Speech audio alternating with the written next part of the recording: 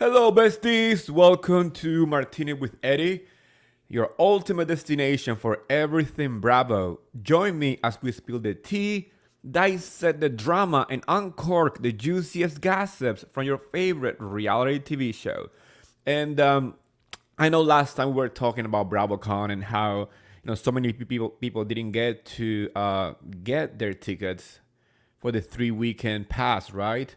The new date for tickets is this weekend for the 1 day pass, and like I said before, you better snatch those because BravoCon is such a fun trip. I want to share with you guys another stuff. I am arriving Wednesday, November 1st, which is 2 days before BravoCon, and my friend Lauren, who I'm going with, she's going from Chicago, and we decided to do different stuff. We were talking about going to Vanderpump at Paris, and that's gonna happen. But then I'm like, we need to do something that Wednesday night. We need to do something special because we're gonna be in Vegas. Let's do something else. So I decided to get tickets for Katy Perry's residency. So we are going to be seeing Katy Perry too. So this trip to Vegas is going to be such an amazing weekend for us. And I'm so excited because I haven't been in Vegas in a very long time. The last time that I went to Vegas was like 9 years ago or so, was to see Britney. That was the last time that I went to Vegas. So I'm very excited to finally have another Vegas experience. And this time it's going to be really awesome because it's BravoCon and, whatever Vegas brings. It's been quite the weekend, for Bravo, viewers. We got Atlanta, we got New York, we got Crappie Lakes, and we are gonna be talking about all the stuff because on each and every single one of these shows, it feels like they are on vacation. In Atlanta, the ladies still are traveling in Portugal. We also have a trip to the Hamptons with the ladies of New York, and obviously Illinois with LuAnn and Sonja. So a lot of traveling in the Bravo universe right now as we plan our trips to Vegas. So let's pack it up right now. Let's get our luggage ready and let's go to Portugal, where the ladies of Atlanta are starting the night with what they left on the previous episode, which is Drew storming out of the dinner because she felt like Sherette was not caring for her lawsuit and what she's going through in her life. I'm gonna say one thing. When I was watching this scene, I do believe that Drew is concerned about her legal, issues with this $1,000 lawsuit, which is, I mean, in reality, it doesn't seem that important. It's very low, but the way that she's reacting to it is given that there is more to the story that she's not sharing with the ladies, and more than one person on that table felt in that way. I mean, Kenya herself said it on a confessional. She said, "I do think," as she literally said, if there are any issues going on with her, it must be about Rolf and their relationship." And I agree with that sentiment. I do think that beside the lawsuit, there is more to Drew's life that we are not aware of until maybe later on the season. This trip though, this trip felt like it was supposed to be a fun healing process for all the ladies, and instead we are getting drama after drama, which I'm not mad at, but at the same time, some of this drama feels a little too produced. The way that the Shira is reacting to Drew, the way that Drew is reacting to the ladies' comments. Also, I'm gonna give props to Kenya because she's still the queen of little shade. Even though I know she didn't mean it in a shady way, she said like how many people are gonna ship in and pay this $1,000 issue when, I mean, I don't know, but I will feel in some kind of way if somebody said that to me because, I mean, I know Kenya meant well. That is no question. I think Kenya see Drew as a friend and she's seeing her, you know, stressing out over this legal issue. So she's like, if it's this $1,000 the problem, let's all get together, ship in and pay this legal fees or whatever it is. I know Drew did not like that comment because her reaction is like it was not about the money and it was more about, the legality of it all, like having her name being thrown out and her reputation being tainted by a what it seemed a non-issue.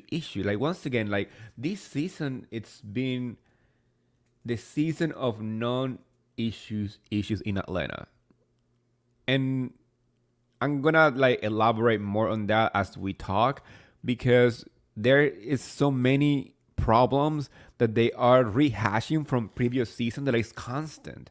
At this point, pretty much every single drama that we've seen on this season is just a conversation about something that it was said like 3 or 4 seasons ago. So it's entertaining. Yeah, a little bit, but is it moving forward? Is it going somewhere? I don't know. I don't think the show it's hitting all the nails like it used to, and it's sad because Atlanta is one of my favorite franchises, especially because Kenya always knows what to say. In one of her confessionals, she said, I'm gonna read it verbatim because it's really funny. Said, "Do broke bitches split lawsuits?" And then a little bubble comes on and says like, "Broke bitches split checks." Oh, in this case, yes. If it's going to make Drew's stress go away. I mean, like I said before, I know Kenya is not meaning anything wrong when she is trying to help Drew, but at the same time, it's just $1,000. So I do believe that Drew is not concerned about the amount of the money, more like her reputation being in people's mouth. You know, well, in the meantime, Candy is talking to the other ladies regarding her, always being busy. I'm gonna say one thing. That's why Candy is one of the richest housewives. Especially the level of iconic that she has in the music business, in the entertainment business. She has restaurants. She has, movies coming out. She has a Broadway show. She has a long music career. So yes, Candy already has the Empire title. She already has the iconic position. But I appreciate one thing about Candy that even though she already grabbed the bag, she hasn't stopped, grabbing the bag.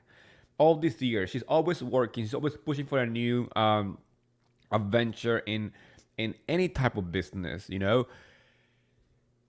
I do feel kind of like it's kind of strange to see the other ladies trying to make her feel like she's working too much when I'm still trying to understand She by Shure's,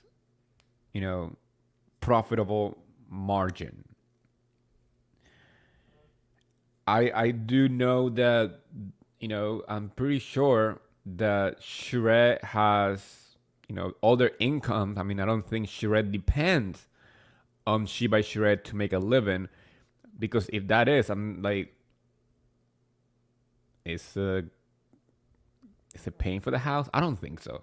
I think she has other ventures, and She by Shred is just a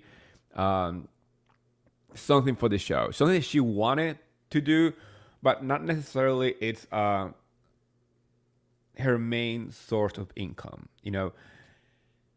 My problem with Shure, it's that we had seen her since season 1 trying to make this clothing line happening, and it's not happening because her own stubborn behavior in finances and business, because Candy has been trying to give her many advices over the years, and I mean, I understand being stubborn because I am stubborn too when it comes to making decisions in my life, and usually don't listen to people. I mean, if you follow my Twitter, you know that when people try to comfort me, I don't listen. I just like whatever you want to say, whatever. So I see where Shireen is coming when she wants to build her own business on her own. That is a great mentality, but at the same time, is somebody with business, you know, mentality that runs several, businesses. I mean, maybe paying attention would be a good way to make your business work.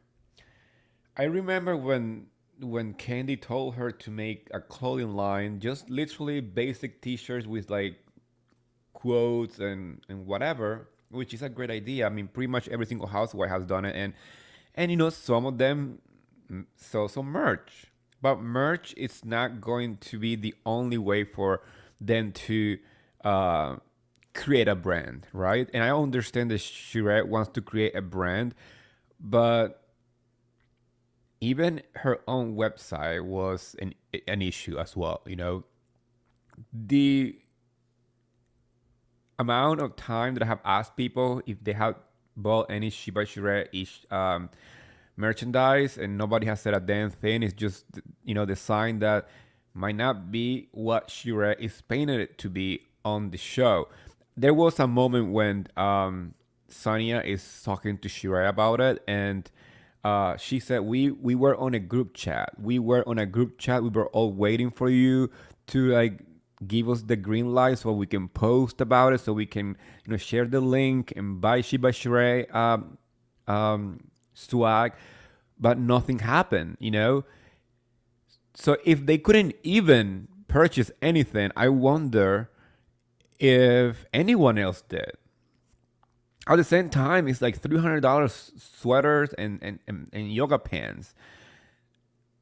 I appreciate the intention. I appreciate the hustle, but like, come on, we need to be realistic here. Shire is no Lululemon. But Shiba Shire is not like, uh, athletic brands like Nike and whatever that they can sell shorts for like $80, $90. But then we have Shiba Shire selling like yoga pants for like $200. Like, that's unrealistic. She needed to create a brand where fans were able to purchase it. And first of all, that wasn't even possible because the website didn't work. It didn't work for Sania herself.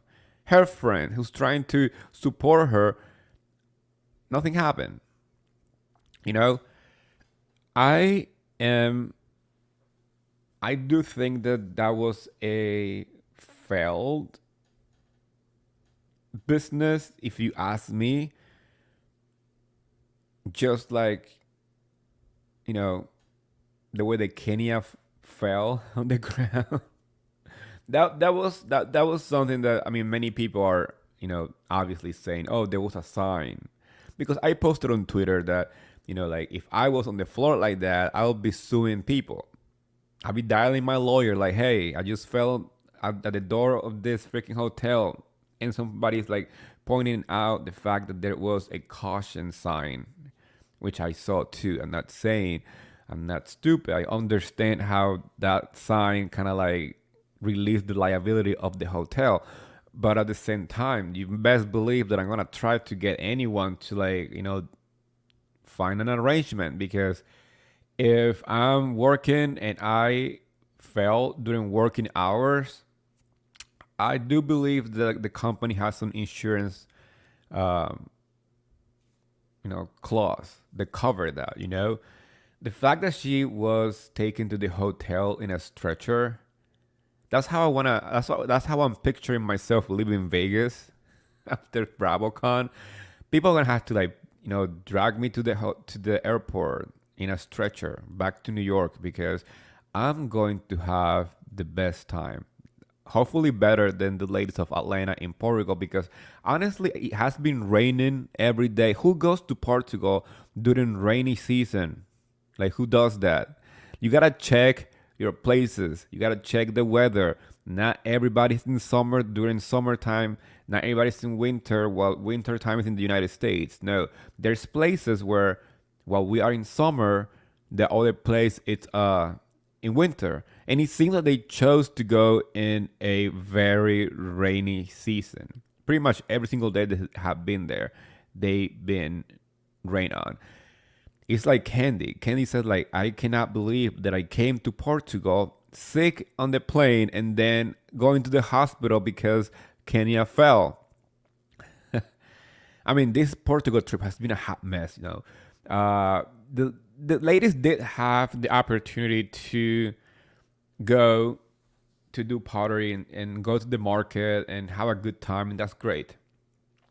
There was a comment by Courtney that did not sit well with me though, when she was saying that what happened to Kenya was karma.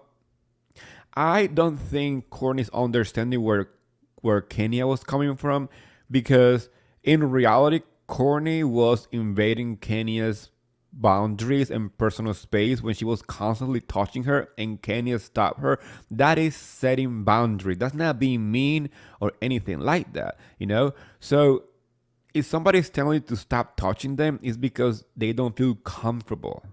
And that is completely a-okay. I mean, I do not like when people approach me too strong. I do not like it when people hug me without permission. Like, do not touch me without asking. Like, those are my boundaries. So I understand Kenya. And the fact that Courtney is like, it's like going over her head, or maybe it's not just going over her head. She's just using that to like create some kind of like drama. Because we all know the friend of get on the show to see if they can be promoted to full-time housewives. And the best way to do that is just by having drama with somebody in the cast, especially a strong housewife like Kenya. You know, she's an icon. She is part of what Atlanta is all about, you know? So I can see what Courtney's trying to do, but the word karma being put out there like that, I did not like that, because karma is a heavy way to say when somebody, you know, injured themselves while just literally trying to walk out of a hotel. It didn't sit well with me. Well, it didn't sit well with me, and obviously people did not like my opinion, but I don't care.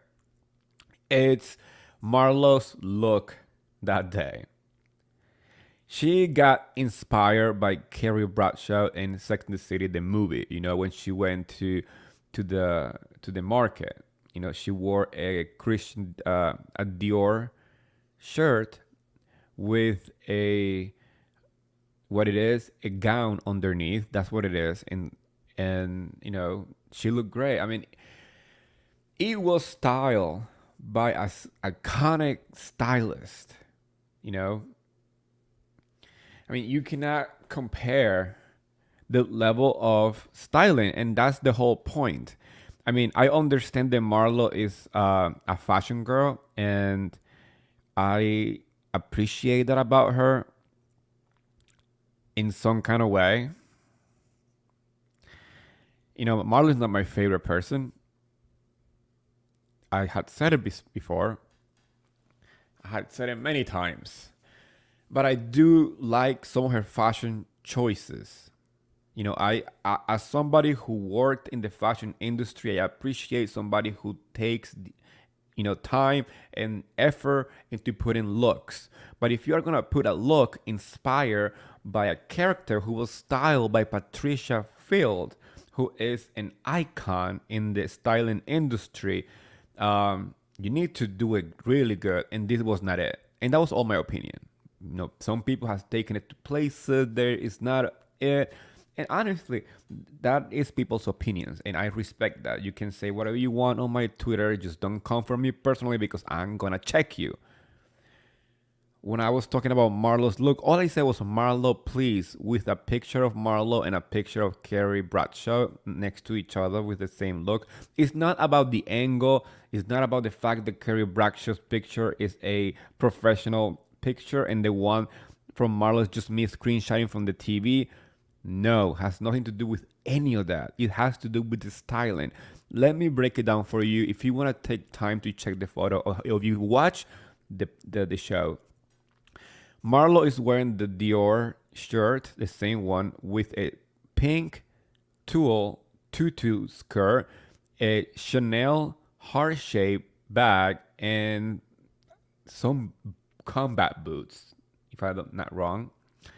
I'm gonna tell you what it is. I did not like it for these following reasons. A, you are wearing Christian Dior with an obvious Chanel bag. No, you don't do that. Don't do it.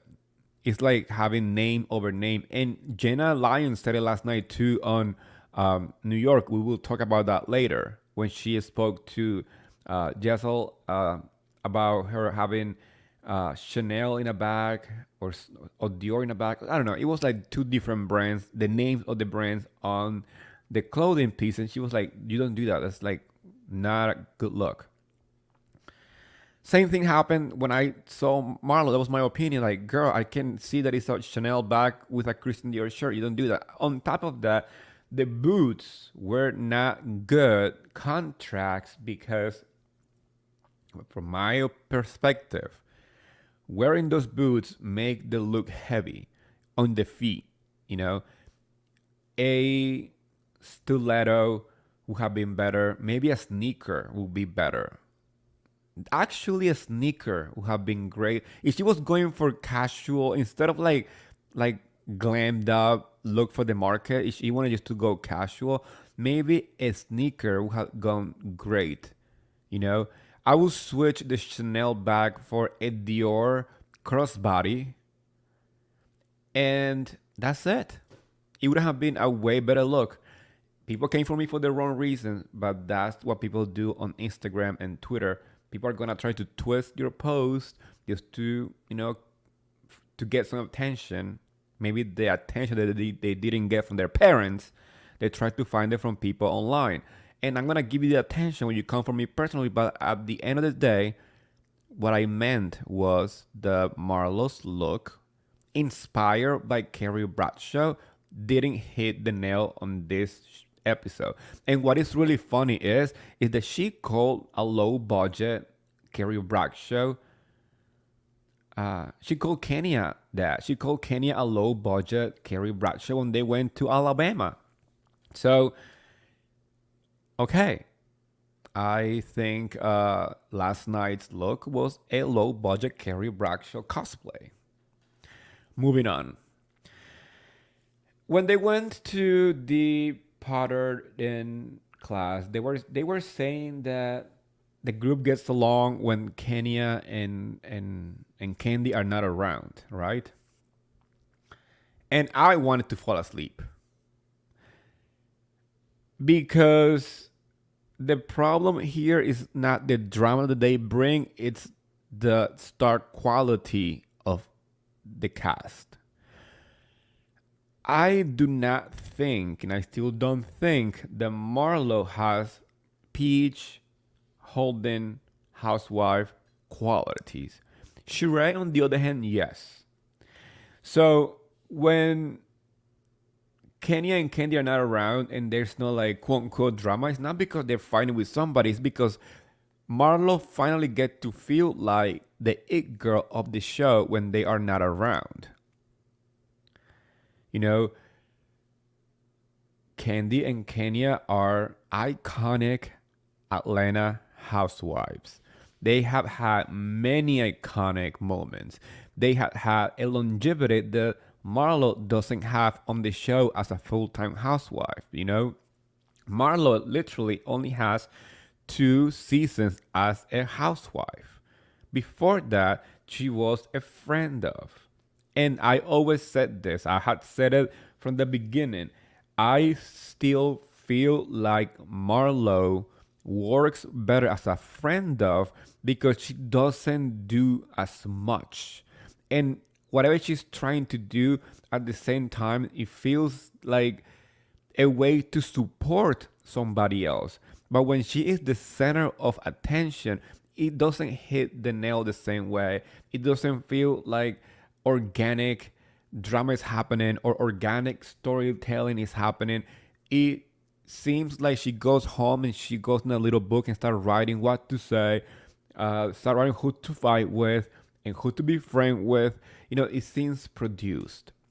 So when she was saying that when Candy and Kenny are not around, it feels better. Well, maybe because it's the only time that she gets to shine, quote unquote. Well, the funniest part of that parody moment was when Drew said like, they were making stars, right? And and Shire, look at me calling Shire, Shire. When Shire was trying to make the logo of her company, which is a star, she said like, I tried to make a Shiba Shire logo with this pottery thing. Um, Drew said, and I quote, that knock that knockoff star is probably gonna end up on Shiba Shire website for $150 next week. And I died. It's freaking hysterical because it's true. It's true. I mean, Shire is trying to sell everything for 10 times, 20 times more than what it's worth. So I think that was hysterical. I honestly died laughing when she said that because I was like, yeah, if you go for a t-shirt, it's like $80. If you go for a hat, it's like $100. If you go for a yoga pant, it's like 200. A sweater for 250. I'm like, so when she said like, yeah, she's gonna be selling this knockoff star for 150 on her website, which is like that. Later on that night, the ladies have a powwow, fun moment. You know, after the whole travel in the market and going to the pottery class, they decided to go into the room and just enjoy the night. Candy joined them after she dropped off Kenya in her room, which seems like to be doing just fine, right? During this time is when they all talk about little issues that they had, but it seems like they're all getting along. There was lap dancing happening. There is sexy dance. There was like touching and all this stuff. The ladies were having a good time for the cameras, but as soon as the cameras were put down, an issue was brought up that triggered a fight between Candy and Drew. And the issue was LaToya. We all know the whole LaToya story, the allegations that Drew made out with her during season 13. LaToya said that during the reunion too as well. But Drew has since denied that, and also she said that LaToya told her that she was told to say that, and Candy gets upset because she doesn't want to look like a liar. And I understand where she's coming from. I understand her frustration, but at the same time, just like I said it before, with all the housewives trying to play with people's sexuality for the camera, if Drew said that she didn't kiss this girl and she has never kissed the girl, this whole story needs to be dropped because it feels like pushing somebody out of the freaking closet, and I do not like that. I do not like when people are forcing others to talk about same-sex experiences and the other person is noticeably uncomfortable, because that means that the person either it's trying to go with the lives and move on and not talk about it because maybe it was just like one of those like one-time experiences and they don't want to talk about it, or they're not comfortable, or their families don't know. I mean, we don't know where people are at with their lives. So we need to stop trying to use that as ammunition. So I love Candy. I love her to death. But this whole LaToya thing happened many seasons ago, 2 seasons ago, if I'm not wrong. And we are rehashing this again. Like, I thought we were done with this. I thought we were all done. And what is crazier though is that this is gonna be linked up to Rolf's and Drew's divorce, right? But there is an issue here bigger than the allegations coming from Latoya. There's going to be also the allegations of Drew having a relationship with Ty. I feel like this is not the reason why Ralph and Drew are getting divorced. And I just hope that production knows how to, play this narrative, because once again, Ralph has been an allegedly awful husband, allegedly going to, get massages and all this stuff and all these rumors. So, trying to play as Drew is the one who is going to break the marriage because she probably kissed a girl in a movie, because that's what we saw on the mid-season trailer. That is very, very thin ice to walk on. I do not like I said before, when people are trying to play with people's sexuality, when people are trying to push people out of the closet, and when the conversation is obviously not the right time, right place to have, do not like it at all. But we are getting closer to that point. I mean, the end of last night's episode is when, we see, fast forward to a couple of weeks later, the whole conversation with Ralph and Drew that heads into divorce. I'm kind of curious to see how that goes. We know we're getting closer to the end of the season. Andy is asking for questions on his Twitter account for the reunion, which means that it's filming very soon.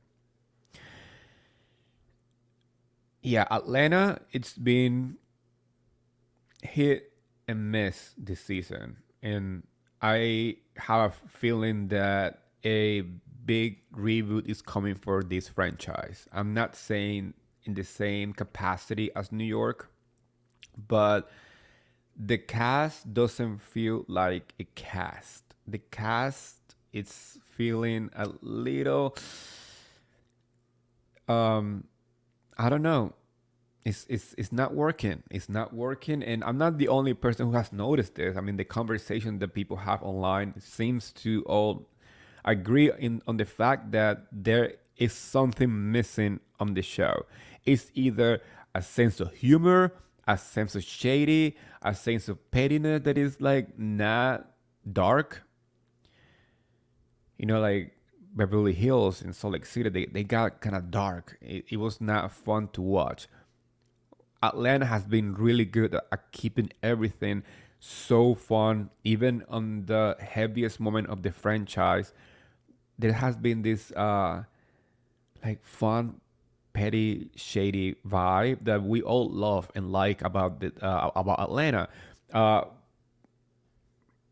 but some ingredients are truly missed.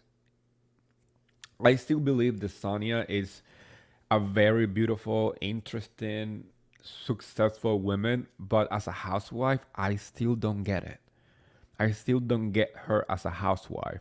Um, as you can see, I barely spoke about her. I only spoke about her because she was the one talking about Shiba Shire's website.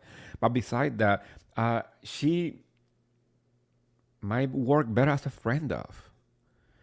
Somebody who's support for other housewife works better. Like when she is being outspoken for her friendship with Shire and Marlo, she's doing great. But as a solo housewife in solo scenes, I completely forget about those. I know that she's going to announce her pregnancy later on and all the stuff, and all that is amazing. I really hope that she is doing great and that she gets to go to BravoCon, because I met her last year and she was extremely nice. But once again, it's not. There is some ingredients missing in her housewife journey. Um,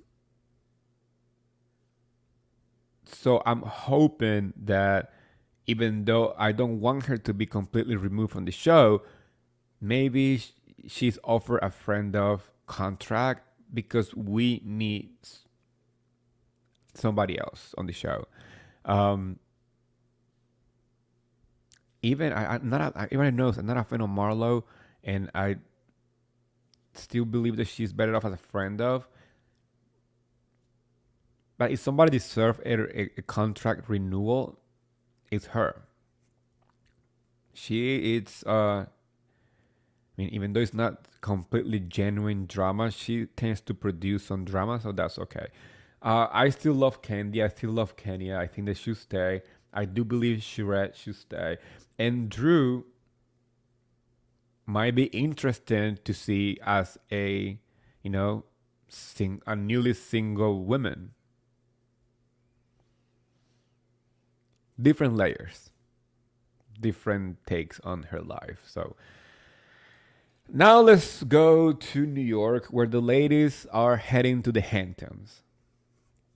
I am obsessed with this franchise reboot. A lot of people were doubting it, and we are on episode 2, and we still get to see fun, shady moments.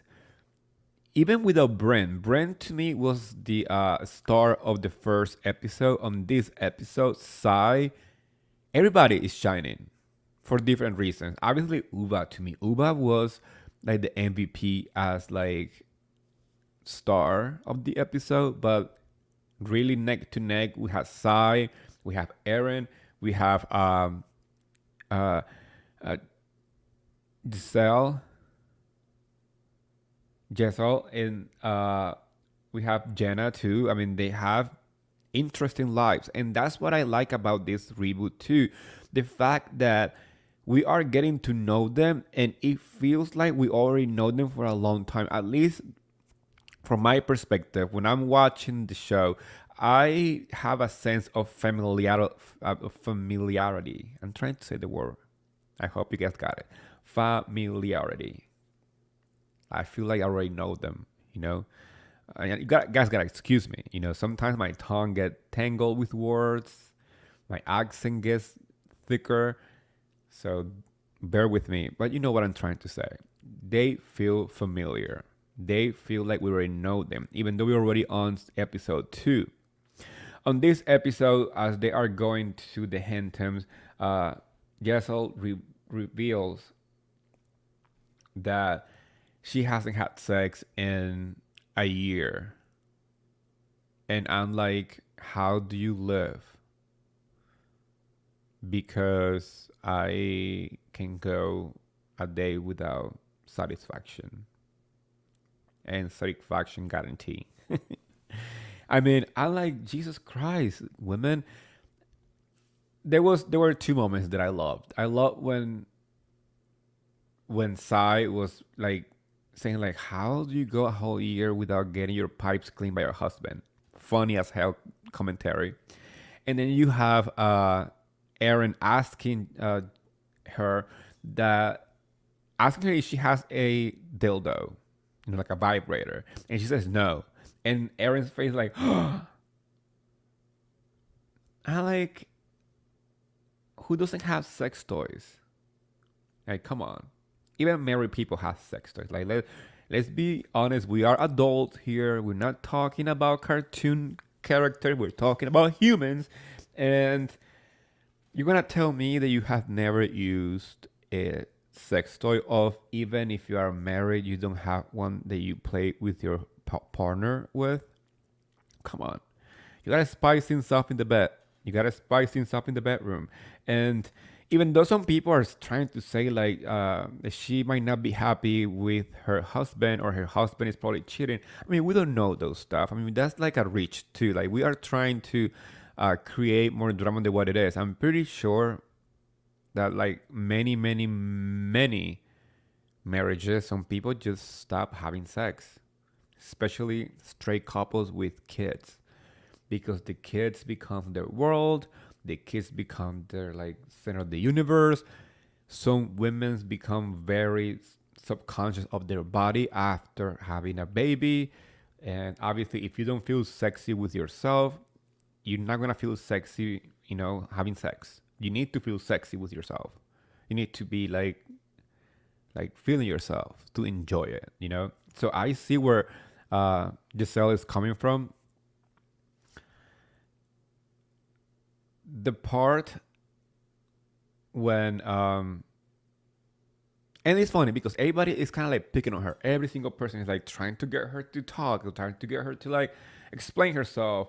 And even Jenna Lyons gave her a intimate lingerie piece, which by the way, she kept complaining at the end of the episode. Uh Giselle, no, Jessel. I'm trying to say her name right. I apologize if I'm saying it wrong. I'm trying, because in my head, my accent and my Spanish and my English are like playing with my brain right now. So Jessel wore this item at the end of the episode, and she looked beautiful. And she kept complaining, "Oh, I feel this is not me. I feel ugly. I don't feel this." I'm like, somebody needs to like let her know that she needs a little pie of like confidence, like a little taste of confidence, because she is such a beautiful woman and she's very smart, and you can tell that she is a fun, warm person. So the issue might be not even her husband, maybe herself. When you look at yourself in the mirror and you don't feel sexy, and sexy doesn't mean being like skinny, or in guys cases like athletic, six packs, big muscles, or whatever. No, that's not feeling sexy. you know Feeling sexy is looking in the mirror and saying like, you know what, yeah, I'll do you, I will do myself. you know and that feeling has nothing to do with body shape, with body weight, with none of that. It's come from within. you know so I really hope that during this season she finds that confidence.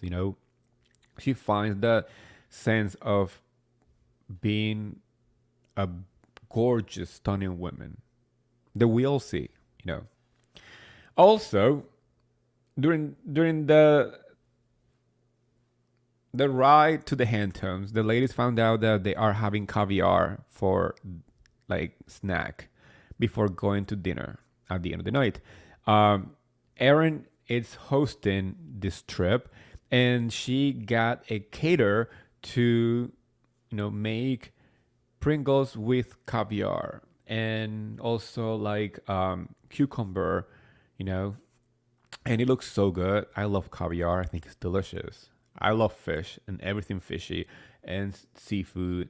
I'm from Spain, so pretty much 90% of our food is seafood based. So caviar to me is like delicious.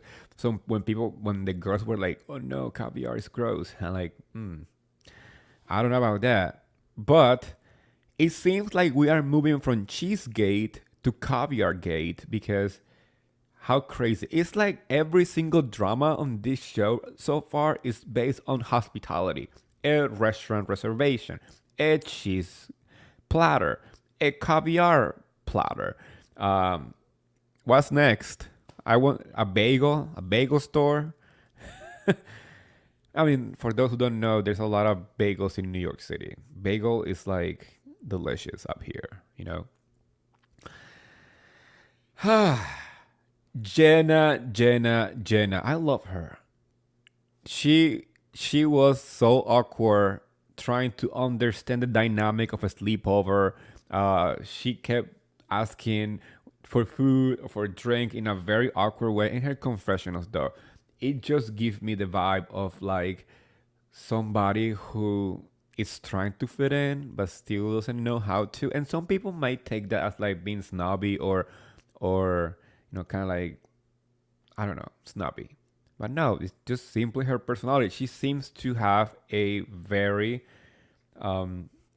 loving character. And we also found out on this episode, though, that maybe her behavior is connected to the fact that she lost her mom, right? Uh,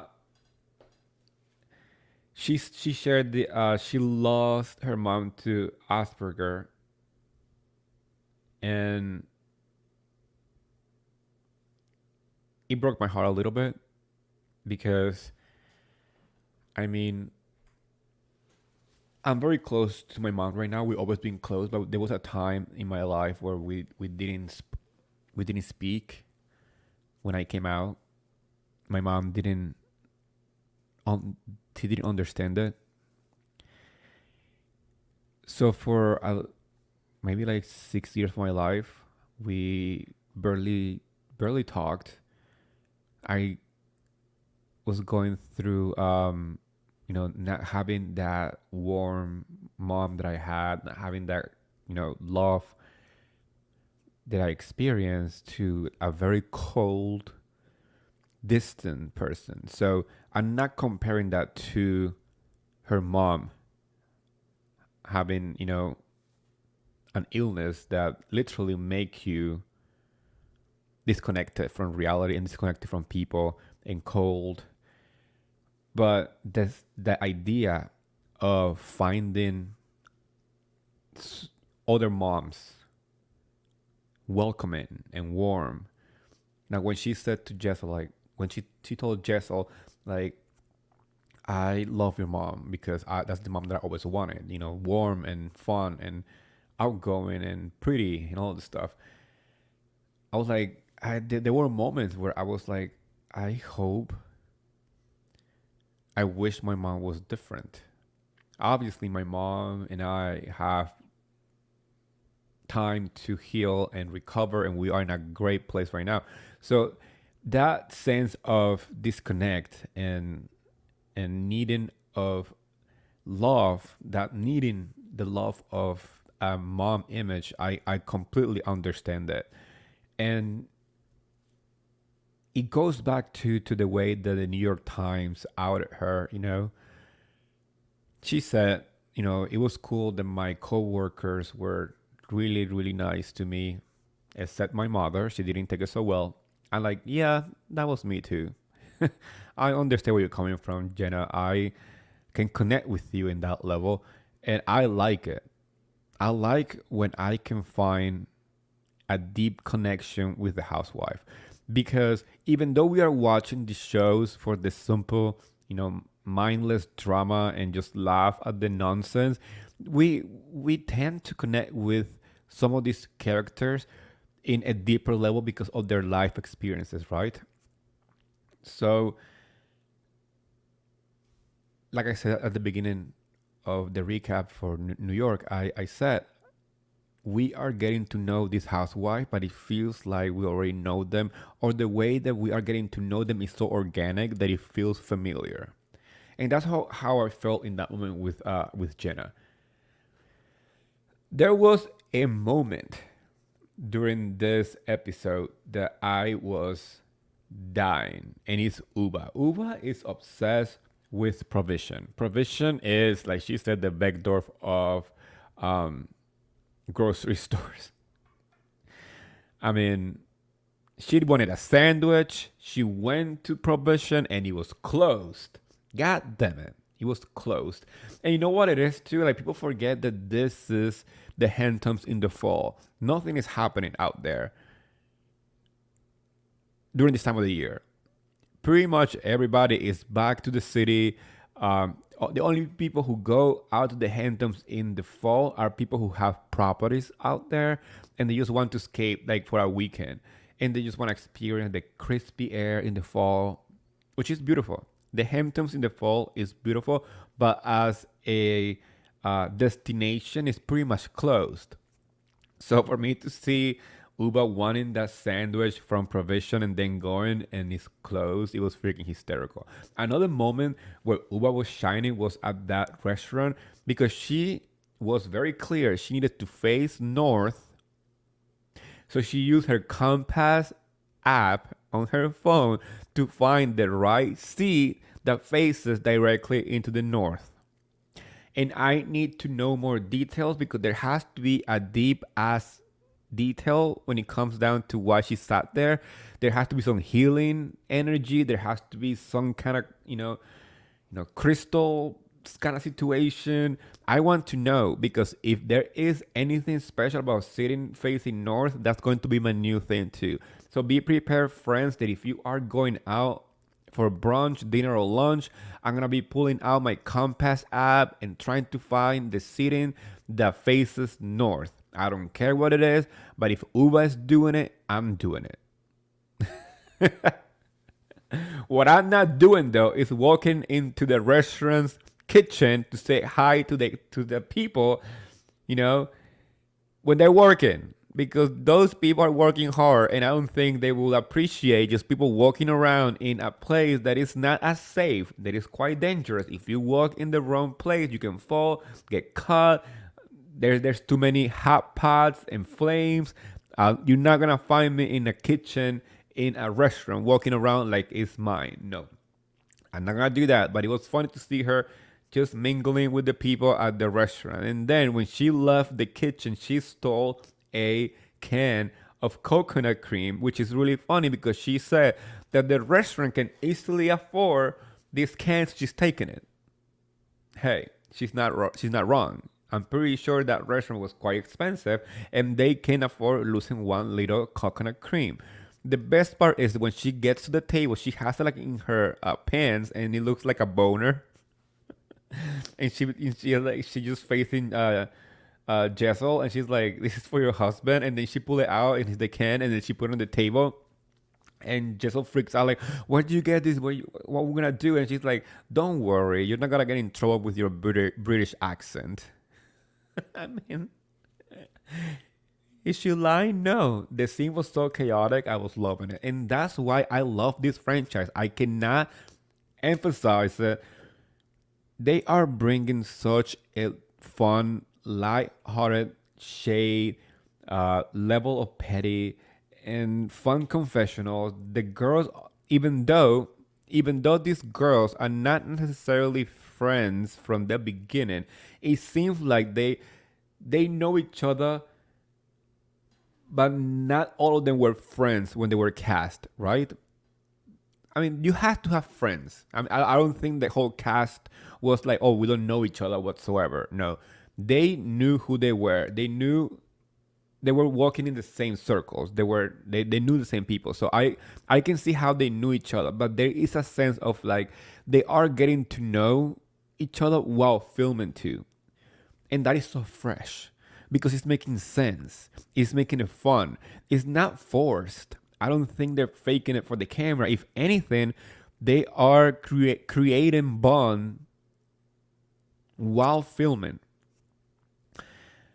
I noticed that too from their social media post. When they were announced as cast members and the fact that they were filming, you can tell that they starting to like hang out outside filming. They started to hang out together. And that's how a lot of housewives do it. It's not strange for a group of people to not know each other 100%, but in the process to become really good friends. I'm still going to expect people to watch it. For those who haven't started watching it, you are missing out in what is probably one of the most refreshing, reboots. It's remember when Miami was rebooted? I'm not saying that it was rebooted like, oh my gosh, a whole new cast. No. Miami was rebooted. It was canceled, and they got some OGs and some new housewives to restart the franchise. And remember how we felt about it. When we first started watching it, it felt new, even though it came from a previous it came from 8 years of being canceled back to Peacock. We were all so excited, and we watched it, and it worked. it gave us such a fresh level of drama and dynamics and fashion, and it felt so rich and so interesting. That's how this feels. It feels rich, it feels wealthy, it feels fun, it feels petty, it feels shady, and we are getting to know them in the process. And to be honest, I can't pick my favorites because even though Brent was the star of the first episode, like undisputed, on this episode she was not part of the episode because she was sick, and everybody else still shined. Everybody else still shined for different reasons. So that's what a really good ensemble cast does. When everybody is clocked in to get the check, everybody is trying to do their best work, everybody is trying to really open up because they are a new cast and they want the world to know them. Some of the housewives that are currently airing maybe just feel so comfortable in the level of recognition and the fact that they've been on franchises for more than 3 seasons, that they feel so comfortable that they are not working hard for their paycheck. And by working hard doesn't mean creating drama and fighting everybody. No, that doesn't have to be the point. The point is there is a sense of welcoming the viewer into their lives. Because believe it or not, yes, we know some of these housewives for decades. They're still on the show, like Kyle Richards. Like how much we can get to know Kyle, or how much we can get to know Candy and Kenya. They've been on the show for a long time. But if we are talking about life, right? Eddie from this year has experienced stuff that Eddie from last year didn't. And I'm pretty sure that if you knew me in person and if you were like in my life on the daily, you can tell the difference. You might not be able to tell the difference through a podcast or my post on Twitter or Instagram because those are about housewives, and sometimes I might share something personal here and there, but that's not me 100%. That's me being a viewer and a content creator. But if you were in my life 24/7, you can see that the person that I am today is not the same person that I was 5 years ago, 10 years ago, last year, last month. So that's what I'm trying to say. Like, even if these people were on the show for 10 years, each year should feel like we are getting to see them and their evolution on the show. And some people, I'm not going to say names, I don't care. I mean, but I'm pretty sure you as a viewer can start pick and point out this when you're watching. Some people feel like they don't clock in anymore. And they just feel comfortable and they like, okay, they know me, they know who I am, so that's all they need to know. Well, maybe this reboot is designed that not everything can stay forever the same way, and sometimes some drastic changes are needed for a franchise not to die. Because I am sure that if they didn't reboot it, New York will be heading to the graveyard, and I wouldn't be surprised if some other cities follow suit. Many people are tired of the same drama over and over again. And looking at you, New Jersey, some people are just tired of, the same dynamics. And looking at you, Beverly Hills, even though Beverly Hills starts with a new season without Rena. And Rena not being on the show might not seem like a big change, but it is. Because remember when the what's it called, Fox Force 5, where the girls pushing everybody out? With Rena out, the balance of power, quote unquote power of the group changed. Completely changed. It feels more balanced. The 4 Fox 5 is not the driving force of Beverly Hills anymore. And that dynamic was tired tired. From the moment that it was built, the whole franchise changed and not for the best. So I'm happy now that we are heading into a new season where the balance has changed and we might see a new version of the show. So yes, I'm excited for New York. I am, and I'm gonna keep talking about it. I'm gonna quickly mention Crappie Lake because, as you guys know, our girls LuAnn and Sonja are trying to help this town in Illinois, and they are experiencing new stuff. I still do not understand what's the point of Testicle Festival because I do not like balls, and like Sonja said, the only balls that I care about are the ones that are attached to a man. That's it. I don't need to eat fry balls. I don't care for them. I don't care if they taste like chicken or whatever. No, I do not care. One thing that I do care is for fun stuff, and that's all I'm gonna give it to. If I was at Testicle Festival, I will give it a try because I'm not afraid to try new things, but I do not want to do it more than once because I'm not interested. Also, what I love about this show though is that even though Sonja and LuAnn are from obviously different lifestyles, they are not country, they are not rural America, they are city people. They haven't tried to kind of quote unquote shame the rural people for not being city like. You know what I'm saying? A lot of people either from either worlds do that. You know, city people look down to rural people, like country people, and country people tends to kind of like also shame city people for not like being outdoorsy or not being able to do stuff the way that they do it and blah blah blah. So it's not like sometimes people say, "Oh, city people are just so mean to people from the country." I'm like, no, that's not 100% true. Um,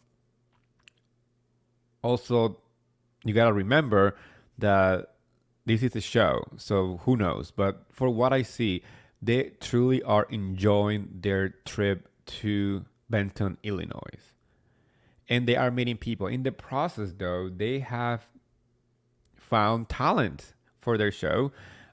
If you guys haven't paid attention or if you guys haven't watched the show, LuAnn and Sonja are working on a version of follies, and they have a lot of talent in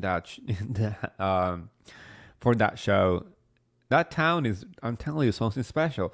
The level of talent in that show, it's interesting to say the least. We went from the creepy, scary, like dance with the Saw makeup. I don't know if you guys remember in the first episode, to now somebody doing contortionist and getting stuck. That was so fucking weird. And like, I hate contortionism. I hate all those crackly, like all those like body movement, the cracking. I feel like they're cracking their bones. I'm not a fan. I mean, I can appreciate it from far away, but I just feel like I want to throw up every time that I see one of the kind of like the elbow or the shoulders like rotating to like create all this movement. Not my type of dancing. I'm a trained dance, but not a contortionist. So seeing LuAnn's face when the contortionist got stuck, that was freaking hysterical. What was your reaction? I want to know that because I'm pretty sure more than one. If you were watching, you probably made a face. Either you laughed or you got like really freaking disgusted because the poor guy who was doing contortionist movement, he ran out of the stage because he needed help to like go back to like normal. God, definitely not the type of stuff that you can find on Broadway though. I'm really enjoying Sundays on Bravo. I think Bravo is doing a great job at bringing new shows, fresh starts. I mean, Atlanta is it just need a little something. I do believe that Atlanta has the potential to be back to where it was. It just not moving forward. I think they are talking too much about issues that happened 2 3 episodes 2 3 seasons ago.